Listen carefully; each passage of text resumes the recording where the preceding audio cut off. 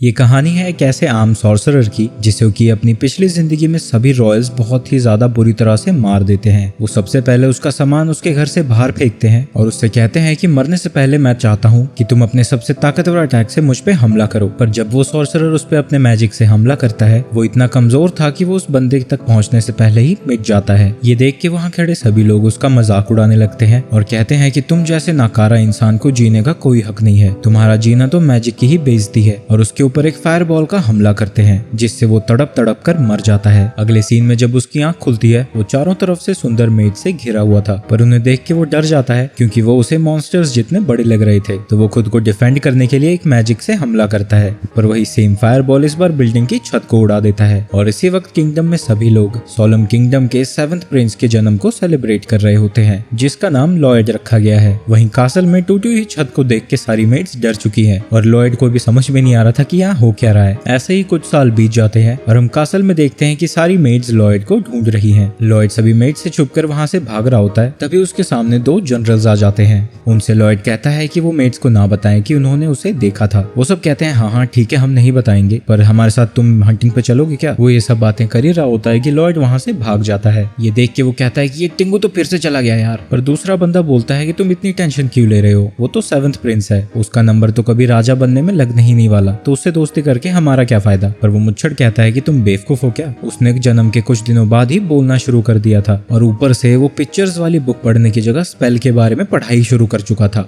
उसे लगता है कि लॉयड शायद एक बहुत ही महान सॉर्सरर जिसका के नाम विलियम था उसका रीइंकार्नेशन है। वहीं लॉयड कहता है कि हाँ मेरा पुनर्जन्म तो हुआ है, पिछले जन्म में मैं एक आम इंसान था और इस बार सीधा रॉयल फैमिली के 7th प्रिंस के तौर पे पैदा हो गया। यहाँ तक कि मुझे अपनी पिछली जिंदगी की सारी चीजें भी याद हैं, पर उससे मुझे ज्यादा कोई फर्क नहीं पड़ता क्योंकि मैं तो बस नए मैजिक को सीखना चाहता हूँ। वो एक लाइब्रेरी में पहुंच जाता है और मस्त बुक पढ़ने वाला होता है, लेकिन तभी उसे ढूंढते हुए सिल्फा वहां पहुंच जाती है। सिल्फा उसे तलवारबाजी सिखाती है। लॉयड उसे अच्छी खासी टक्कर दे रहा था, पर लॉयड कहता है कि मैं तो 7th प्रिंस हूँ, मेरा तो कभी राजा बनने का नंबर लगेगा ही नहीं, तो मैं ये सब क्यों सीखूं। पर सिल्फी कहती है कि तुम्हारी जिंदगी में सिर्फ राजा बनना ही इम्पोर्टेंट नहीं है, एक प्रिंस को और भी सारे काम होते हैं। यहाँ हमें पता चलता है कि सिल्फा लॉयड को 3 सालों से तलवारबाजी सिखा रही है। लॉयड जानता है कि अगर उसने सिल्फा को अच्छी तलवारबाजी नहीं दिखाई तो वो उसे रात तक लगातार ट्रेन करती रहेगी। इसके बाद वो फिर से ट्रेनिंग शुरू कर देते हैं। सिल्फा उसकी तलवारबाजी देख के इम्प्रेस्ड थी। वहीं लॉयड एक कंट्रोल टाइप मैजिक का यूज कर रहा था, तो बेसिकली ये ऐसा था जैसे सिल्फा अपनी ही कॉपी से लड़ रही हो, यानी लॉयड चीटिंग कर रहा था क्योंकि वो यहाँ से जल्दी से निकल के बुक पढ़ना चाहता है। लॉयड कह रहा होता है कि हमारे बीच में हाइट, स्टेमिना और ताकत का डिफरेंस है जिसकी वजह से मैं हमेशा ही हार जाता हूँ, तो इसलिए वो इस बार कुछ नया करना चाहता है और थोड़ी और चीटिंग का जुगाड़ लगाता है। वो ताकत के लिए अपनी स्ट्रेंथ बढ़ा लेता है और उससे बराबर से लड़ने के लिए लेविटेट भी कर रहा होता है और इस बार उन दोनों की टक्कर बराबरी की थी। इसके बाद लॉयड उसे हराने के लिए उसकी मूवमेंट्स को कॉपी करना छोड़ देता है। उसे लगा था कि वो इस तरह से सरप्राइज करके सिल्फा को हरा देगा और फिर वो मस्त बुक पढ़ने चला जाएगा, पर ऐसा होता नहीं है और वो कहती है कि तुम्हें क्या लगा, मुझे पता नहीं चलेगा तुम चीटिंग कर रहे हो, तुमने अपनी रीच बढ़ाने के लिए वुडन स्वॉर्ड को ग्रो कर दिया और हाइट का डिफरेंस को कवर अप करने के लिए लेविटेट भी कर रहे थे, तुम तो सही में कितने अमेजिंग हो। वो उसे गोदी उठा के कहती है कि तुम कितने कमाल के हो, तुम तो एक ही बारी में 2 स्पेल यूज कर रहे थे। ये सब सुन के लॉयड सोचता है लगता है सिल्फा ने नोटिस नहीं किया कि मैं फिजिकल एनहेंसमेंट और कंट्रोल मैजिक भी यूज कर रहा था, यानी मैं एक ही साथ 4 मैजिक यूज कर रहा था। मुझे नहीं लगता कि मुझे इसे बताना चाहिए। अगले सीन में लॉयड सभी मेड्स के साथ नहा रहा होता है। वो कहता है कि मैं अकेला नहा सकता हूँ, पर मेड्स कहती है कि अगर हमने तुम्हें अकेला छोड़ दिया तो तुम नहाने के बजाय बुक पढ़ने लगोगे। तभी एक मेड उसको डराने के लिए कहती है कि अगर तुम अच्छे बच्चे नहीं बनोगे और हमारी बातें नहीं मानोगे तो फॉरबिडन लाइब्रेरी में जो डीमन है तुम्हें खा लेगा। लॉयड उस डीमन के बारे में और जानना चाहता है, तो वो बताती है कि काफी सालों पहले सोलम पूरी तरह से तबाह होने वाला था और इस तबाही का कारण सिर्फ एक डीमन था। उसको एक बुक में सील करने के लिए काफी सारे मेजर्स ने अपनी जान गंवा दी और उस डीमन का नाम ग्रिमोर था। सिल्फा कहती है कि वो बुक तो अंडरग्राउंड लाइब्रेरी में सील है और उसे लगता है कि ये सब कुछ सिर्फ एक कहानी है और उसे नहीं लगता कि प्रिंस लॉयड ऐसी बचकानी सी कहानी से डरेगा। इसके बाद एक मेड लॉयड से कहती है कि आज रात तुम मेरे बेड पे सो जाना, पर इसकी वजह से सभी मेड्स में झगड़ा शुरू हो जाता है कि वो किसके बेड पे सोएगा। उनके झगड़े के बीच में से लॉयड वहाँ से निकल आता है और वो उस फॉरबिडन लाइब्रेरी में जाने के लिए काफी एक्साइटेड है। इसके बाद लॉयड इनविजिबिलिटी मैजिक का यूज करके लाइब्रेरी के गेट तक पहुंचता है, जहाँ की एक गार्ड को उबासी लेते हुए जब दूसरा गार्ड देखता है वो कहता है कि ओए सुस्ती मत दिखा, तुम्हें पता नहीं कि इस लाइब्रेरी में ऐसा मैजिक छुपा है जो पूरे किंगडम को तबाह कर देगा, और इतना ही नहीं इसमें एक बहुत ही भयानक डीमन को सील भी किया गया है। पर लॉयड आसानी से उनसे बच के आगे बढ़ जाता है। वहीं गार्ड्स बात कर रहे होते हैं कि कोई भी सिक्योरिटी को तोड़ के अंदर नहीं जा सकता। अगर वो अंदर चला भी गया तो एंट्रेंस पे 10 पावरफुल मेजेस ने एक सील लगाई है, तो कोई भी उसे नहीं तोड़ सकता। पर लॉयड उस सील को आसानी से तोड़ देता है और लाइब्रेरी के अंदर पहुंच जाता है। तभी एक बुक उसके पास उड़ती हुई आती है और उसमें से एक अजीब सा क्रीचर बाहर आता है और वो कहता है कि मैं काफी इम्प्रेस हूँ ये देख के कि तुमने दरवाजे पे लगी सील तोड़ दी। मेरा नाम ग्रिमोर है, तुम कौन हो? लॉयड उसको अपना नाम बताता है, जिसके बाद ग्रिमोर उसे कहता है कि क्यों ना तुम मुझे फ्री कर दो, मैं कभी ना कभी तो फ्री हो ही जाऊंगा क्योंकि ये सीलिंग मैजिक काफी पुराना हो चुका है और अगर तुम मुझे फ्री करते हो तो मैं तुम्हें जितना चाहोगे उतना गोल्ड दे सकता हूँ। लॉयड उसके बनाए हुए एक सोने के टुकड़े को उठाता है और कहता है कि ये तुम्हारा मैजिक कितना घटिया है, इसकी क्वालिटी तो बिल्कुल एमसी स्टैंड के गानों जैसी है, तुमने तो बस मिट्टी को सोने में बदल दिया है। ये सब सुन के ग्रिमोर हैरान हो जाता है कि एक कित्तू सा बालक इतना सब कुछ कैसे जानता है। लॉयड उसे आजाद नहीं करना चाहता और वो दरवाजे पे भी वापस से सील लगाना चाहता है क्योंकि अगर उसने एक ऐसे खतरनाक मॉन्स्टर को आजाद कर दिया तो वो फिर चैन से मैजिक को स्टडी नहीं कर पाएगा। पर ग्रिमोर उसे समझाने की कोशिश करता है कि जिन मेजेस ने मुझे सील किया था वो तो अब जिंदा है ही नहीं, तो मुझे किसी से बदला भी नहीं लेना और मैं किसी पे हमला नहीं करूंगा। पर लॉयड नहीं मानता, तो ग्रिमोर उसे लालच देता है कि अगर तुमने मुझे फ्री कर दिया तो मैं तुम्हें एंशिएंट मैजिक सिखाऊंगा जो कि कई सेंचुरीज पहले ही खो चुका है। ये बात सुन के लॉयड उसके जाल में फंसने लगता है, जिसके बाद लॉयड उसे आजाद कर देता है। ग्रिमोर को इस बात पे हंसी भी आ रही थी कि उसे एक छोटे से बच्चे ने आजाद किया है। लॉयड उसे कहता है कि तुम्हें याद है ना कि तुम मुझे एंशिएंट मैजिक सिखाने वाले हो। ग्रिमोर कहता है कि बिल्कुल बिल्कुल मुझे याद है, और वो लॉयड पे एक बहुत ही पावरफुल हमला कर देता है जिससे पूरी लाइब्रेरी में तबाही मच जाती है। ग्रिमोर को लगता है कि वो मर चुका है, तो कहता है कि इतना एजुकेशन तुम्हारे लिए काफी होगा और वहाँ से जाने लगता है। पर वो देखता है कि लॉयड को कुछ भी नहीं हुआ था। वहीं लॉयड कहता है कि ये तो कितना कमाल का मैजिक था, क्या तुम मुझे और भी ऐसे स्पेल्स दिखा सकते हो? ये सुन के ग्रिमोर को गुस्सा आ जाता है और वो कई तरह के मैजिक से लॉयड पे हमला करता रहता है, पर उसके किसी भी हमले से लॉयड का बैरियर टूटता ही नहीं। ये सब देख के ग्रिमोर को भी अपनी आंखों पे यकीन नहीं हो रहा था कि वो एक छोटे से बच्चे को नहीं हरा पा रहा है। वहीं लॉयड उसके मैजिक को देख के बहुत खुश है और वो एक उंगली से ही उसके मैजिक को पकड़ लेता है और कहता है कि अच्छा तो ये इस तरीके से बना है। जिसके बाद वो उस अटैक को फूंक से हटा देता है, पर उसकी उंगली की हालत काफी बुरी हो चुकी थी, पर वो अभी भी हंसता है और ग्रिमोर से कहता है चल जमुरे और मैजिक दिखा। पर ये सब देख के ग्रिमोर का दिमाग और ज्यादा खराब हो रहा था। इसके बाद वो और भी ज्यादा ताकत से उस पे हमला करता है, पर लॉयड का बैरियर तो टस से मस नहीं हो रहा था। ये स्पेल लॉयड को काफी इंटरेस्टिंग लग रहा था क्योंकि इस स्पेल के लिए एक ही इनकांटेशन को सिंक्रोनाइजेशन में 2 मुंह से बोलना था, यानी जिस डीमन के पास 2 मुंह है सिर्फ वही इसे यूज कर सकता है। वहीं ग्रिमोर अपना मैजिक यूज करते करते थक चुका था और वो देखता है कि लॉयड के बैरियर को तो कुछ भी नहीं हुआ है। ग्रिमोर कहता है कि ये तो इम्पॉसिबल है, वो तो मेरा इतना पावरफुल अटैक था। लॉयड कहता है कि ही तुम सही कह रहे हो, ये कितना पावरफुल था, तुमने इसे सीखने में तो बहुत मजे किए होंगे, नहीं ऐसे तुम्हें और कितने स्पेल्स आते हैं। ये सुन के ग्रिमोर डर जाता है कि ये बच्चा है या शैतान की औलाद है और वहां से भागने लगता है, पर वो अचानक से ही लॉयड के बैरियर से टकरा जाता है और वो सोच में पड़ जाता है कि इस बालक ने कितने बैरियर बना रखे हैं। जिसके बाद लॉयड लाइब्रेरी के सभी इंपॉर्टेंट चीजों के ऊपर बैरियर लगा देता है। इसके बाद ग्रिमोर फिर से उस पे हमला करने वाला होता है, पर लॉयड उसे रोकता है और कहता है कि ये सब बहुत हो गया, ओए तुम्हारे सारे अटैक्स में देख चुका हूँ, अब मैं तुम पे हमला करता हूँ और तुम मुझे अपना डिफेंस मैजिक दिखाओ।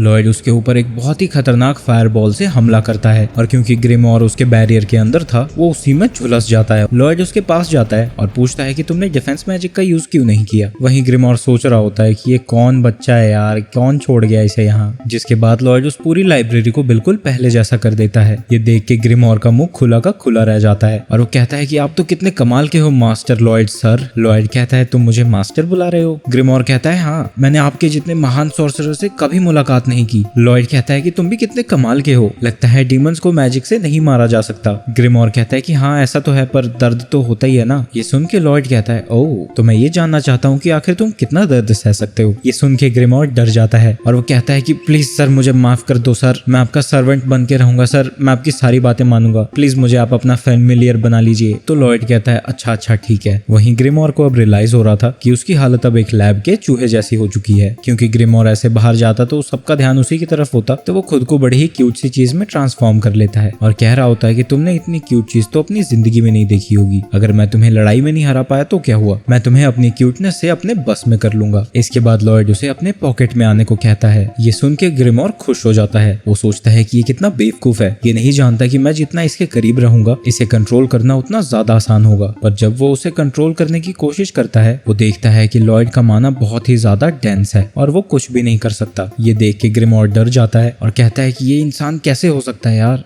लॉयड उसे घबराता वो देख के पूछता है कांप काहे रहे हो बे। वो कहता है कि नहीं कुछ भी नहीं हुआ, और वैसे आप मुझे ग्रिम बुला सकते हो बॉस। इसके बाद लॉयड वहाँ से चला जाता है। अगले दिन लॉयड का एक बड़ा भाई जिसका कि नाम एल्बर्ट था, वो उसे ट्रेनिंग के लिए बुलाने आता है, जहाँ सबसे पहले एल्बर्ट अपने फायरबॉल का यूज करके सभी टारगेट्स को डिस्ट्रॉय कर देता है। ये देख के सभी लोग उसकी तारीफ करने लगते हैं। वहीं लॉयड ग्रिमोर को बताता है कि एल्बर्ट सोलम किंगडम का दूसरा प्रिंस है, वो काफी इंटेलिजेंट और फिजिकली केपेबल है, तो लोग उसे अगला होने वाला किंग भी मानते हैं। कासल के अंदर उसकी बहुत चलती है और वो किसी भी फैसिलिटी को अपनी मर्जी से यूज कर सकता है। इसके बाद लॉयड की बारी थी, पर क्योंकि लॉयड राजा नहीं बनना चाहता, वो टारगेट्स को डिस्ट्रॉय करना नहीं चाहता, बल्कि वो फायरबॉल कर्व का यूज करता है और सभी टारगेट्स को सिर्फ टच करता है। ये देख के एक आदमी उसका मजाक उड़ाने लगता है कि तुमने तो बस टारगेट्स को टच किया है। वहीं एल्बर्ट को सब कुछ पता लग जाता है कि वो कर क्या रहा था, पर वो कुछ भी नहीं कहता और वहां से जाते वक्त कहता है कि मैं ब्रेक लेने जा रहा हूँ, और लॉयड को खुली छूट दे देता है कि उसका जो मन करे वो कर सकता है। ये सुन के लॉयड खुश हो जाता है और वो कहता है कि वो ग्रिमोर का डबल इनकांटेशन ट्रिक ट्राई करना चाहता है। ग्रिमोर कहता है कि तुम्हारे लिए ये करना इम्पॉसिबल है, क्योंकि उसे सिर्फ डीमंस कर पाते हैं जिनके 2 मुंह होते हैं। ये सुन के लॉयड कहता है हाँ मुझे पता है, और उसे अपने हाथों में अब्सॉर्ब कर लेता है। इसके बाद दोनों ही सिंक में एडवांस्ड मैजिक के स्पेल को बोलने लगते हैं, पर ये देख के ग्रिम की हालत खराब हो जाती है। उसे समझ में ही नहीं आ रहा था कि आखिर ये है क्या। लॉयड बताता है कि ये तो सिर्फ एक स्पेल स्टैक था जिसमें मल्टीपल स्पेल्स के इनकांटेशन को एक ही बार में मिक्स किया जाता है, और लॉयड एक ही बार 100 इनकांटेशन को एक ही चीज में मिक्स कर रहा था। ग्रिम कहता है कि तुम्हारा दिमाग खराब है, ज्यादा से ज्यादा एक स्टैक में 3 से 4 स्पेल होते हैं, तुम 100 यूज कर रहे हो। पर लॉयड ग्रिम को चुप करा देता है और वो ग्रिम के मुंह से और अपने मुंह से एक ही साथ बोल पा रहा था। इसके बाद लॉयड इनकांटेशन को शुरू कर देता है। उसकी पावर को देख के ग्रिम भी हैरान था और उसे यकीन नहीं हो रहा था कि ये एक छोटे से बच्चे की ताकत है, और उसे लग रहा था कि अगर उसने ये सामने फायर कर दिया तो बहुत तबाही मच जाएगी। पर ऐन वक्त पे लॉयड अपनी मैजिक को ऊपर आसमान की तरफ कर देता है। वहीं एक आदमी एल्बर्ट से कह रहा होता है कि आप 7th प्रिंस पे इतना ध्यान क्यों दे रहे हैं, वो माना टैलेंटेड है पर अभी तो वो बस बच्चा है। एल्बर्ट बताता है कि तुमने शायद देखा नहीं, लॉयड ने सभी टारगेट्स पे हमला किया था और उसने जानबूझ के ऐसा हमला किया था कि उसने सिर्फ टारगेट्स को टच किया। एल्बर्ट लॉयड को एक प्रोडिजी मानता है और उसे लगता है कि वो एक दिन ग्रैंड सेज भी बन सकता है। ऐसे में वो फ्यूचर में उसके लिए काफी काम का साबित हो सकता है, और कहता है कि उसने तो अभी तक सारे टारगेट्स को डिस्ट्रॉय भी कर दिया होगा। वही आदमी जब खिड़की के बाहर देखता है तो देखता है कि बाहर बिल्कुल ही अंधेरा हो चुका है। इसके बाद हम ट्रेनिंग ग्राउंड को देखते हैं, जहाँ की लॉयड ने पूरी तबाही मचा रखी है और लॉयड के हमले से आसमान में ही छेद हो गया है। लॉयड जल्दी से अपने मैजिक का यूज करता है और आसमान को फिर से नॉर्मल कर देता है। वहीं ग्रिम कह रहा होता है कि ये क्या लड़का है यार, इस बंदे ने आसमान में छेद कर दिया। अगले दिन उसकी करतूतें अखबार में छपी थी। उसके नीचे ग्रिम पढ़ता है कि एक एडवेंचरर्स का ग्रुप डंजन्स को क्लियर करके वहां से मस्त बहुत महंगी चीजें और पावरफुल चीजें निकाल के ला रहे हैं। ये सुन के लॉयड कहता है कि चलो हम भी डंजन्स क्लियर करने चले। वो जा ही रहा होता है कि ग्रिम उसे रोकता है, अगर तुम यहाँ से चले गए तो सभी लोग परेशान हो जाएंगे तुम्हारे लिए। लॉयड कहता है कि मेरे पास उसका भी जुगाड़ है। इसके बाद लॉयड एक एकॉन को बाहर निकालता है और उसके ऊपर मैजिक का यूज करके उसे बिल्कुल अपने जैसा बना देता है। लॉयड ग्रिम को बताता है कि ये सिर्फ मेरे जैसा दिखता ही नहीं है, बल्कि इसके बोन्स और सर्कुलेटरी सिस्टम भी बिल्कुल मेरे जैसे हैं, यहाँ तक कि वो खुद भी काफी सारी मूवमेंट्स कर सकता है। तो ग्रिम कहता है कि ये तो बढ़िया है, तुम इसे छोड़ के डंजन में जा सकते हो। पर लॉयड कहता है कि अगर ये इतना आसान होता तो मैं कब का कर चुका होता। सबसे ज्यादा मुश्किल तो सिल्फा से बचना है, क्योंकि एक दिन वो मुझे बता रही थी कि मेरी हाइट 0.007 मिलीमीटर बढ़ गई है और वो पुतला सिर्फ अजीब अजीब से डांस ही कर सकता था। तो लॉयड ने ग्रिम की बॉडी को अब्सॉर्ब कर लिया और उसके माइंड को उस पुतले में डाल दिया और लॉयड खुद वहां से चला जाता है। वहीं बैठे बैठे ग्रिम का दिमाग चलता है, क्योंकि अब लॉयड यहाँ नहीं था तो वो जो चाहे कर सकता था। लेकिन तभी ग्रिम उससे कहता है मैं बहुत खुश हूँ कि तुम मेरे फैमिलियर बने, मैं तुम पे भरोसा कर रहा हूँ कि तुम वहाँ सब संभाल लोगे, ठीक है। ये सुन के ग्रिम का दिल भी पिघल जाता है। लॉयड भी बड़ी ही जल्दी किंगडम से बाहर आ जाता है, लेकिन बाहर आने के बाद वो सोच में पड़ जाता है कि आखिर ये डंजन्स मिलेंगे कहाँ। पर तभी वो नीचे देखता है कि एक लड़के के पीछे काफी सारे मॉन्स्टर्स पड़े हैं। ये देख के ग्रिम कहता है कि लगता है उसे मदद की जरूरत है। पर तभी वो लड़की एक मॉन्स्टर से आर पार हो जाती है और फिर बाकी मॉन्स्टर्स के भी चीथड़े उड़ा देती है। उस लड़की के कपड़े के पीछे वॉरियर लिखा हुआ था। ये देख के ग्रिम कहता है कि शायद वो एक मार्शल आर्टिस्ट है। लॉयड के बातों से हमें पता चलता है कि वो लड़की की का यूज कर रही थी, वो उसी का यूज करके इतनी अमेजिंग टेक्निक्स को परफॉर्म कर पा रही है। तभी वो लड़की लॉयड को देख लेती है और उससे पूछती है कि तुम कौन हो और वहाँ क्या कर रहे हो। वो दोनों बैठ के डिस्कस ही कर रहे होते हैं कि उसे उसके सामने जाके डंजन्स के बारे में पूछना चाहिए या फिर नहीं, क्योंकि लॉयड ने इतनी देर तक कोई जवाब नहीं दिया था तो उसे लगता है कि वो उसका दुश्मन है और वो भी ऊपर आ जाती है। पर जब वो वहाँ आती है तो लॉयड अपना अपीयरेंस चेंज कर चुका था। वो उसे अपना नाम रॉबर्ट बताता है और कहता है कि वो एक नया एडवेंचरर है। लॉयड ने इल्यूजन मैजिक का यूज किया था और उसने अपने भाई एल्बर्ट और खुद के अपीयरेंस को मिला के इस नए अपीयरेंस को बनाया था, क्योंकि इस मैजिक का उन्हीं लोगों के जैसा दिखने के लिए यूज किया जा सकता है जिन्हें उसने पहले कभी देखा टाओ। वो लड़की अपना नाम काओ बताती है और कहती है कि वो एक मार्शल आर्टिस्ट है और बी रैंक हंटर है। वहीं लॉयड को अभी भी डर लग रहा था कि कहीं वो उसे पहचान ना जाए, पर काओ तो एकदम उसके पीछे लट्टी हुई पड़ी थी और वो सोच रही होती है कि ये कितना हैंडसम है यार। उसने अपनी जिंदगी के 18 साल ट्रेनिंग में बता दिए थे और वो डोजो छोड़ के बाहर आई लौंडाबाजी करने के लिए, पर सभी लड़कों को संस्कारी लड़कियां पसंद आती थी और इसके उर्फी जावेद वाले कपड़े देख के वो भाग जाते थे। पर उसने अब ठान ली है कि वो इस आदमी को अपना बॉयफ्रेंड बनाएगी। इसके बाद वो दोनों साथ में एक डंजन में जाते हैं जहाँ काओ आसानी से सभी मॉन्स्टर्स को मार रही होती है और रॉबर्ट से पूछती है, मेरे डोले शोले देख के प्यार हुआ तुम्हें मुझसे? पर रॉबर्ट तो उसे पूरी तरह से इग्नोर कर रहा था और चमकीले पत्थर इकट्ठा कर रहा है। यहाँ हमें पता चलता है कि टाओ अभी तक एडवेंचरिंग अकेले ही कर रही थी क्योंकि उसे अभी तक कोई अच्छा साथी नहीं मिला था। इसके बाद वो डिनर करने के लिए बैठते हैं जहाँ रॉबर्ट टाओ से पूछता है कि जो तुम टेक्निक पहले यूज कर रही थी वो की टेक्निक ही है ना? पहले तो टाओ हैरान होती है कि उसे की के बारे में पता है क्योंकि इस कॉन्टिनेंट के ज्यादातर लोगों को इसके बारे में पता ही नहीं होता। इसके बाद वो लॉयड को की के बारे में बताने लगती है कि ब्रीदिंग टेक्निक्स ही की का यूज करने के लिए सबसे ज्यादा इंपॉर्टेंट है। सिर्फ की को फील करने के लिए ही कई सालों की ब्रीदिंग प्रैक्टिस लगती है। तभी वो रॉबर्ट को देखती है कि वो ब्रीदिंग टेक्निक यूज भी कर रहा है, पर कुछ टाइम बाद ही उसके लंग्स में दर्द होने लगता है तो वो रुक जाता है। टाओ उससे पूछती है कि तुम ब्रीदिंग टेक्निक यूज कर रहे थे? रॉबर्ट कहता है कि हाँ, मैं तो बस जैसा तुमने किया था वैसा कॉपी करने की कोशिश कर रहा था। टाओ ये सुन के हैरान हो जाती है कि सिर्फ उसे ब्रीदिंग टेक्निक यूज करता देख के ही वो इतनी जल्दी कैसे सीख गया। वो उसे रोकने की कोशिश करती है कि ये काफी डेंजरस है, पर रॉबर्ट ब्रीदिंग टेक्निक यूज करता रहता है। वहीं रॉबर्ट अब एक माना के साथ साथ की भी एनर्जी को फील करने लगता है और उसे लगता है कि ये चीज उसके बहुत काम आने वाली है। रॉबर्ट का इंटरेस्ट देख के टाओ से कहती है कि तुम अगर इतना ही इसके बारे में सीखना चाहते हो तो मैं तुम्हें इसे सिखा दूंगी। ये सुन के रॉबर्ट उसका शुक्रिया अदा करता है और उसकी स्माइल देख के टाओ फिर से लट्टू हो जाती है, साली सिंप। और वो शर्माते हुए ही लॉयड से कहती है कि जब तक हम डंजन से बाहर नहीं निकल जाते तुम ऐसे ही ब्रीदिंग करते रहो। वहीं कासल में ग्रिम के पास सिल्फा आ जाती है और उसे देख के ग्रिम डर जाता है। वहीं डंजन में टाओ की ब्लास्ट का यूज करती है और डंजन के बॉस को हरा देती है और अब वो डंजन में रखे चेस्ट को खोल सकते हैं। पर रॉबर्ट का इंटरेस्ट इस बात में ज्यादा था कि आखिर इस डंजन को बनाया कैसे गया है। इन सारी बातों के दौरान रॉबर्ट ब्रीदिंग टेक्निक यूज कर रहा था। ये देख के मन ही मन वो खुश हो जाती है और कहती है कि मुझे तो विनर मिल गया जी, ऐसे दामाद को देख के तो मेरे दद्दू भी खुश हो जाएंगे। इसके बाद वो ट्रेजर चेस्ट को खोल देते हैं। उसको खोलते ही रॉबर्ट नोटिस करता है कि उससे हमला होने वाला है तो वो टाओ को पीछे खींच लेता है और हम देखते हैं कि उस चेस्ट में से एक लीच बाहर निकला है। लॉयड टाओ से लीच के बारे में पूछता है, पर टाओ कहती है कि तुम्हें इस बारे में चिंता करने की कोई जरूरत नहीं है, तुम डंजन के बाहर चले जाओ।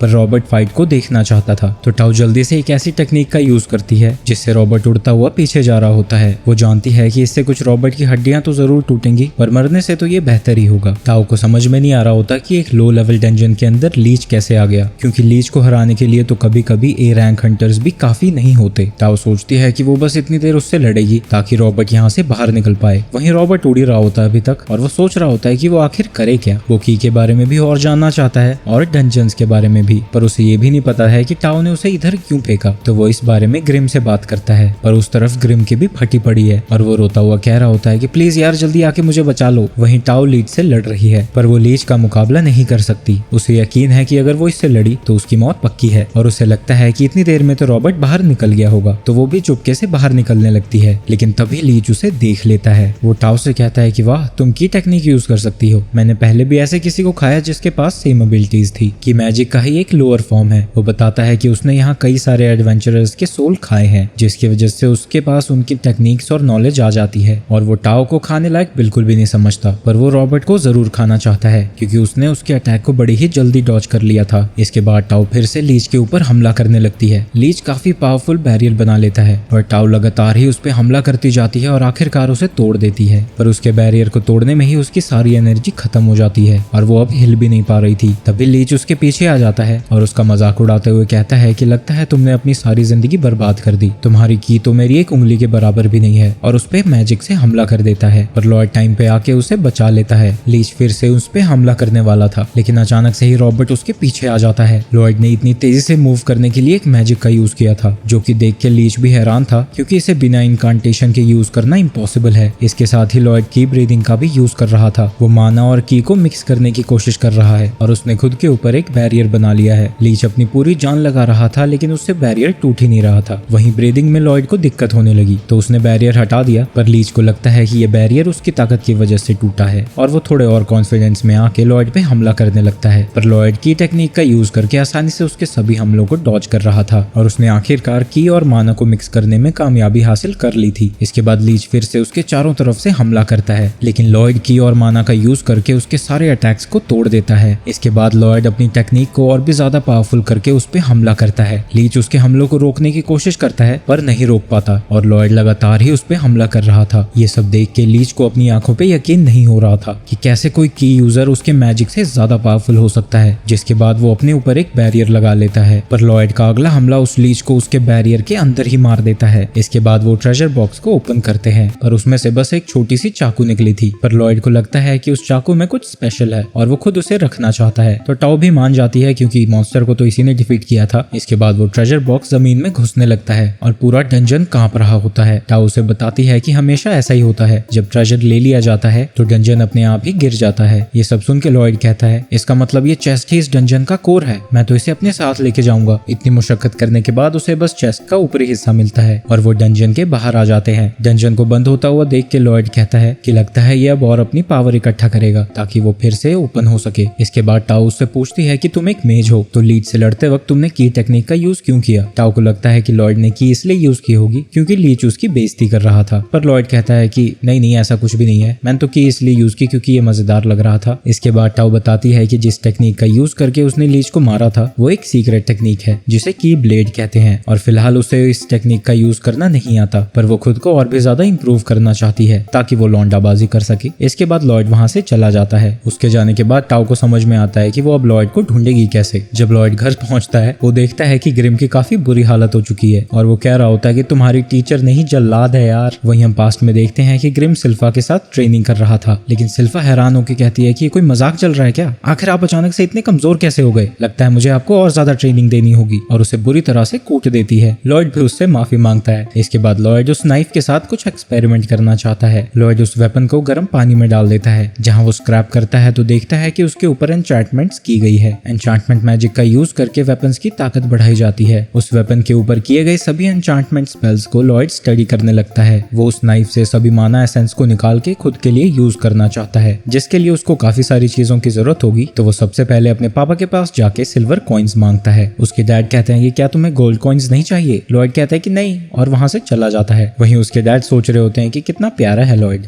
वो आखिर इतने सारे पैसों को किस चीज पे खर्च करेगा। वहीं अपने रूम में लॉयड सभी कॉइन्स को पिघला रहा है। इसके बाद लॉयड फिर से सिल्फा के साथ ट्रेनिंग कर रहा था। वो काफी तेजी से उसके पीछे आके उस पे हमला करता है, पर सिल्फा के लिए ये भी काफी स्लो था। जिसके बाद वो उसके हमले को डॉज करता है और अपने मैजिक से जमीन को ही उबड़ खाबड़ कर देता है और वो सीधा सिल्फा पे हमला करने जाता है, पर सिल्फा वहां नहीं थी, वो उसके नीचे ही थी और उसे हरा देती है और वो गिरने वाला होता है तो उसे कैच कर लेती है। इसके बाद सिल्फा लॉयड को ऑयल दे देती है। लॉयड कहता है कि पर डील तो ये हुई थी कि मुझे तुम पे पहले कोई अटैक लैंड करना होगा, पर सिल्फा कहती है कि कोई बात नहीं, मैं बहुत खुश हूँ क्योंकि उस दिन मैं आपको ऐसे गरीबों जैसा लड़ता हुआ देख के बहुत डर गई थी, पर लगता है कि वो बस आपका दिन नहीं था। ग्रिम ये सभी बातें सुन रहा था और वो कहता है कि यार मैं इससे भी कैसे हार गया। सिल्फा लॉयड की तारीफ ही कर रही होती है कि वो वहां से गायब हो जाता है। वो सोचती है कि आखिर वो इससे क्या खाना बनाने वाले हैं, पर वो रूम में जाके तेल और हेमेटाइट को मिला देता है जिससे उसे माना एसेंस मिलता है। इसके बाद लॉयड एल्बर्ट के पास जाता है और उससे कहता है कि मुझे एन्चांटमेंट यूज करने के लिए काफी सारे वेपन्स चाहिए। ये सुन के एल्बर्ट खुश हो जाता है और कहता है कि बड़ी प्यारी चीज करने वाले हो तुम तो। इसके बाद वो अपनी सभी गार्ड से कहता है कि क्या कोई मेरे इस प्यारे से भाई से अपने वेपन्स को एन्चांट कराना चाहता है। सभी नाइट्स डर के अपने वेपन्स नीचे फेंक देते हैं। वो बेचारे काफी दुखी थे क्योंकि उनकी तलवारें काफी नई थी। एन्चांटमेंट मैजिक यूज करना काफी मुश्किल चीज है और एक 10 साल का बच्चा तो बिल्कुल भी यूज नहीं कर सकता। तो उन्हें अब यकीन हो चुका है कि उनकी तलवार का तो सत्यानाश हो गया। इसके बाद लॉयड उन वेपन्स को एन्चांट करना शुरू कर देता है। ग्रिम ये देख के हैरान था कि वो लॉयड बूस्ट पावर की काफी ज्यादा ही लेयर लगा रहा था उस पे। उसने इतने ज्यादा फॉर्मूलाज लगा दिए कि तलवार ही टूट जाती है। ये देख के लॉयड समझ जाता है कि ये मेटल इतने सारे फॉर्मूलाज को नहीं सह सकता और उसे लगता है कि ये तो सही में कितना मुश्किल है, पर उसे चेयर करने के लिए ग्रिम है ना। जिसके बाद एन्चांटमेंट करने के चक्कर में वो काफी सारी तलवारों को तोड़ देता है, पर कुछ तलवारें सही सलामत बच जाती हैं और कुछ दिनों बाद वो उन तलवारों को वापस दे देता है। वो एल्बर्ट को बताता है कि 120 में से 50 वेपन्स सक्सेसफुल हुए हैं और 70 वेपन्स तोड़ने के लिए उससे माफी मांगता है। असल में 80 वेपन्स सक्सेसफुल हुए थे, पर उसने उन पे और भी ज्यादा फॉर्मूलाज लगाने की कोशिश की जिसके चक्कर में वो 80 से 50 हो गए। वहीं ये सब देख के एल्बर्ट शॉक्ड रह जाता है क्योंकि एक फर्स्ट ग्रेड एन्चांटर की सक्सेस रेट सिर्फ 10% होती है और लॉयड ने इतने सारे वेपन्स को एन्चांट कर दिया, पर उन सभी सोल्जर्स को यकीन नहीं हो रहा होता। उन्हें लगता है कि उसने बस 70 सोल्जर्स तलवारों को डिस्ट्रॉय करके हार मान ली। पर जैसे ही एक सोल्जर अपनी तलवार को मियान में रखता है, उसकी मियान ही कट जाती है। ग्रिम ये देख के कहता है कि देखा, तुम्हारी तलवार की धार इतनी तेज हो गई कि मियान ही कट गई। वहीं एल्बर्ट भी अपनी तलवार को देख के हैरान हो रहा था। इसके बाद लॉयड एल्बर्ट से कहता है कि वो इन वेपन्स को लड़ाई में यूज होता हुआ देखना चाहता है। तो एल्बर्ट उसे मॉन्स्टर हंटिंग में साथ चलने को कहता है। सारी तैयारियां खत्म करने के बाद लॉयड, सिल्फा और एल्बर्ट सुबह सुबह कैरेज में वहां से निकल जाते हैं और वो जल्द ही फॉरेस्ट में पहुंच जाते हैं जिससे कि किंगडम घिरा हुआ है। लॉयड काफी एक्साइटेड है और वो पूछता है कि क्या मॉन्स्टर्स आसपास हैं हमारे। सिल्फा कहती है कि नहीं, मॉन्स्टर्स को देखने के लिए तुम्हें थोड़ा और इंतजार करना होगा। इसके बाद सिल्फा एल्बर्ट का शुक्रिया अदा करती है क्योंकि उसने उसे लॉयड के साथ आने के लिए इजाजत दी। लॉयड कहता है कि उसके पास ऐसा कोई रीजन नहीं था जिसके लिए वो सिल्फा को साथ आने में मना करे, और वैसे भी उसे पता है कि वो लॉयड की कितनी फिक्र करती है, तो वो उसे कैसे मना करता। सिल्फा के मन में शायद लॉयड के लिए कुछ इनअप्रोप्रिएट फीलिंग्स है, पर वो ये सब एडमिट नहीं करेगी जब तक कि लॉयड 18 साल का नहीं हो जाता। इसके बाद एल्बर्ट उसकी थोड़ी और टांग खींचता है, लेकिन सिल्फा जब अपनी तलवार बाहर निकालती है वो समझ जाता है कि अब उसके मुंह बंद रखने का टाइम हो चुका है। पर सिल्फा ने तलवार उसकी चिढ़ाने की वजह से नहीं निकाली थी, बल्कि इसलिए निकाली थी कि उनके सामने कुछ मॉन्स्टर्स हैं। ये कोबोल्ड्स हैं जिनके पास वेपन्स भी हैं। तो सभी नाइट्स एल्बर्ट और लॉयड को प्रोटेक्ट करने के लिए फॉर्मेशन में आ जाते हैं। लॉयड को ऐसी एक्टिंग करनी पड़ेगी कि वो डरा हुआ है ताकि किसी को उस पर शक ना हो, पर सच्चाई तो ये है कि उसे कब का पता चल गया था कि कोबोल्ड्स उनकी तरफ आ रहे हैं। जब वो टाओ के साथ था उसने एक चीज सिखाई थी जिससे वो की का यूज करके हमेशा अपनी सराउंडिंग्स को सेंस कर सकता है जब तक कि वो ब्रीदिंग का यूज कर रहा है। लॉयड सब कुछ गौर से देख रहा था क्योंकि अब नाइट्स और कोबोल्ड्स की लड़ाई शुरू हो रही थी, लेकिन जो आगे घटता है उसके लिए घोड़ा, नाइट और लॉयड कोई भी तैयार नहीं थे क्योंकि कोबोल्ड सीधा आधे में कट जाता है। उन्हें समझ नहीं आ रहा था कि ऐसा कैसे हो सकता है क्योंकि कोबोल्ड्स ने तो स्टील आर्मर पहना है, पर ये सारी करामात लॉयड की एन्चांटमेंट की वजह से थी। उनकी तलवारें अब इतनी ज्यादा तीखी हैं कि ये ट्रेन्ड नाइट्स भी उन्हें हैंडल करने में अब घबराने लगे हैं। ये सब देख के एल्बर्ट भी उसकी पूरी तारीफ करता है। सिल्फा भी लॉयड की एन्चांटमेंट की तारीफ करती है। हालांकि लॉयड ने उसके वेपन की एन्चांटमेंट नहीं की थी, पर उसे देख के लगता नहीं है कि उसे एन्चांटमेंट की जरूरत भी है। तभी एक कोबोल्ड लॉयड पे हमला करता है, लेकिन इससे पहले कि वो कोबोल्ड लॉयड को मूव करने में मजबूर करता, एक जाना पहचाना चेहरा उसके लात मारता है और हम देखते हैं कि वो टाओ थी। वो इस एरिया में एक सेक्सी लड़के को सेंस कर रही थी,